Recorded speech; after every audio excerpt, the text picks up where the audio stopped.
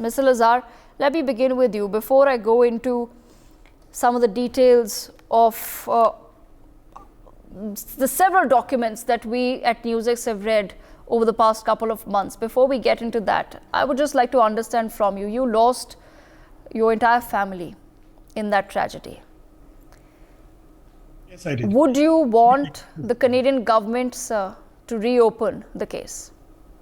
Ma'am, first of all, before I start, I'd like to make two corrections. A, I lost my entire family, my father, my mother, and my baby sister. Number two, there were 329 people that passed away and not 285 who were bombed. It was 331. Right. My apologies for that. Yes, you're right. All I meant was 268 Canadian citizens, because the Canadian government does not even want to acknowledge that.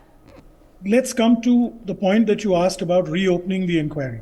Ma'am, I was one of those people that I was a kid when this happened, and I lobbied very fiercely along with other families, victims' families, for up to 20 years. I attended the criminal trial in Vancouver.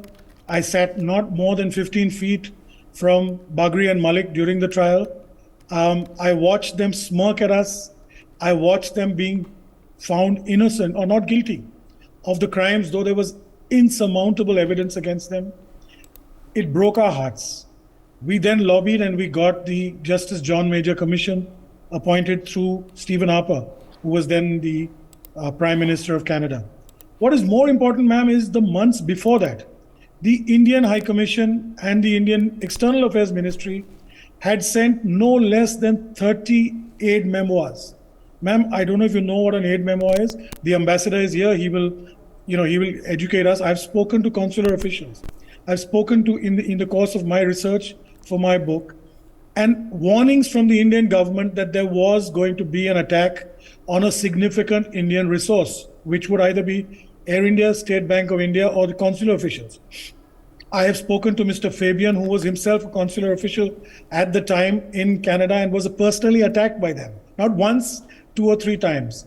The Prime Minister of Canada has written an apology. All this was before the attack.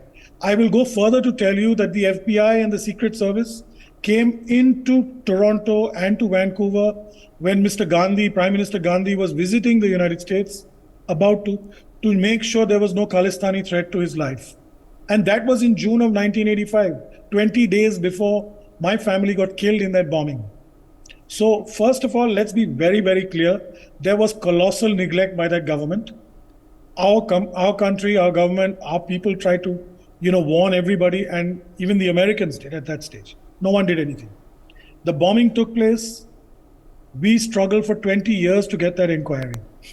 If you go through the inquiry, ma'am, the first thing is the criminal investigation. The judgment was because the tapes were wiped clean. They had surveillance on Talvinder Parmar, they had surveillance on Rayat, they had surveillance on Bagri. They had tape recorded conversations of these guys. Not for 1 day or 2 days, 168 hours of tape was wiped clean by Canadian intelligence forces.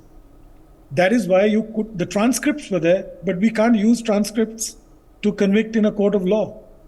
So that was one part. Who's going to answer to that? You will reopen a John Major inquiry? Yes, go. Justice John Major has done a fantastic job. I was one of them that testified. I had individual independent standing, which was paid for by the government and of Canada. I flew there. I spent a long time there, and the report was satisfactory in many regards. But has Canada acted on it? No. Look at it. Look at the situation today. What are we seeing? Look at Prime Minister Trudeau. What our External Affairs Minister is saying is bang on, is absolutely right. And I absolutely support everything that our government has done. If our diplomats cannot be safe in that country, how can our citizens be safe in that country? How can our students be safe in that country? I have young kids who are also studying. I dread to think if they had to go through this. And let me make this very clear at the start of the program. These are not Sikhs. The Sikhs are a wonderful race, and they're the most successful body of people in the country, in India. And these are terrorists. These are radicals. Yes, of course, we'd like it reopened. Thank you.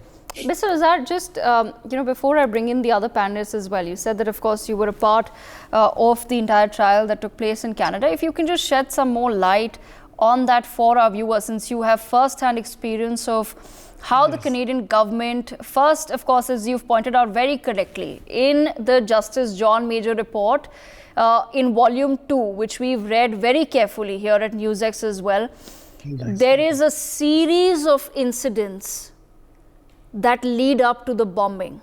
Yeah, absolutely. Intel report after intel report given to the Canadian intelligence, given to the Canadian police, and they've just not bothered with anything. Talvinder Parmar comes back to Canada. He's wanted in India. Germany sends him back to Canada, and then they start tracking this man only 8 months after he's been in Canada. Then he's managed to go 20 days before the bomb blast to Duncan in British Columbia. He's conducted a trial blast there, and all of this, all the details are there in the report. They've conducted a trial blast, and the Canadian intelligence officers have written it off as a gunshot. Gunshot. Yes. So I just like to understand from you, what exactly was happening, sir? Ma'am, I'd like to compliment you and your channel. I think in all these years, you're probably the first channel that has gone so deep into reading the report. You know, I tell you, there are a number of people who've not even bothered to read it. That's part one. Yes, you're right. There are two parts to this. The first part is the criminal trial. Now, you know, we're Indians, so I'll speak from an Indian standpoint. The judge was Justice Josephson, a Canadian Caucasian, and we're talking about 2005. Now, please remember that 85 to 2005 is 20 years. The RCMP and the others did nothing during that period. They said they were investigating. But there was a lady who came forward. I'm only touching one witness, not the others. And she said she was having a relationship with one of them.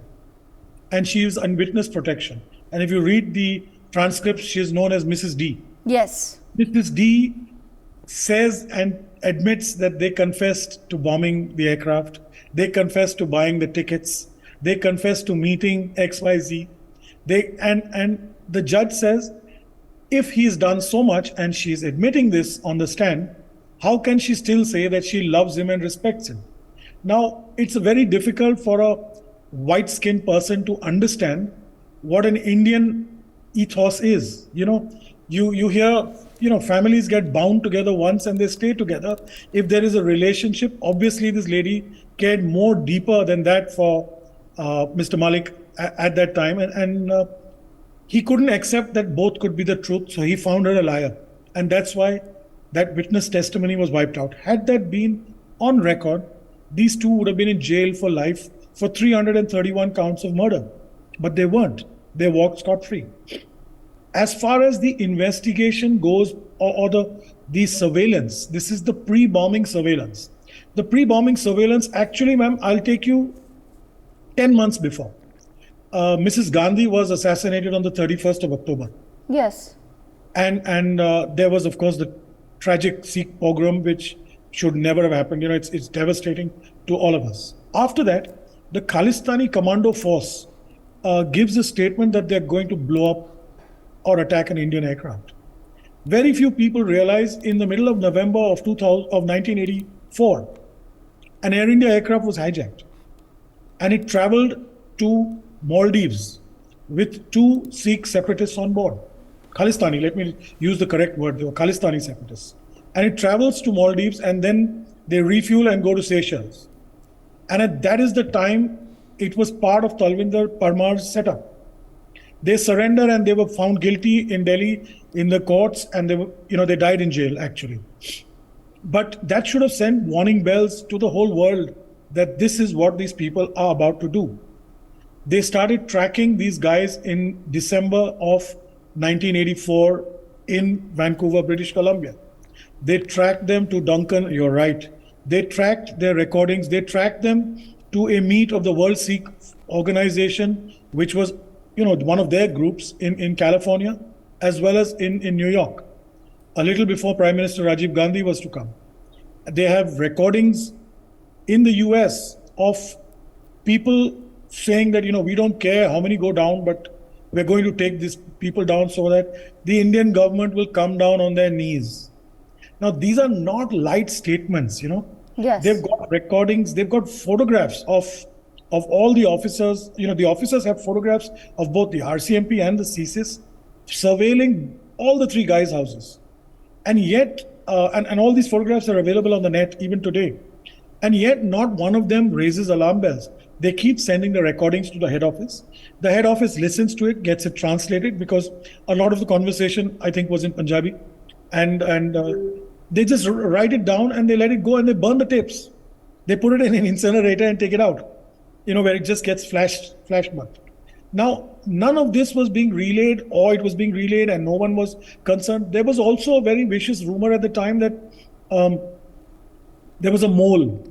And that's why nobody, the Canadians had a mole in that setup, and that's why they didn't want it out. But be that as it may, it's reached this stage and you couldn't convict them in a criminal trial. There is double jeopardy, of course. As we all know, you can't try the same people for the same crime a second time, yes. In any system, in any country also. You had the John Major inquiry. You had a report, lessons learned from Bob Ray, who was also the Premier of Ontario. Ma'am, even today, they are not even adhering. There is terrorist funding going on. These guys are trying to take over gurdwaras. They are threatening people. And there is actually mayhem in some parts of Canada, in BC. Canada has become a soft state. Simple. That's all, I would do. Okay. For more such videos, subscribe to the NewsX YouTube channel, hit the bell icon.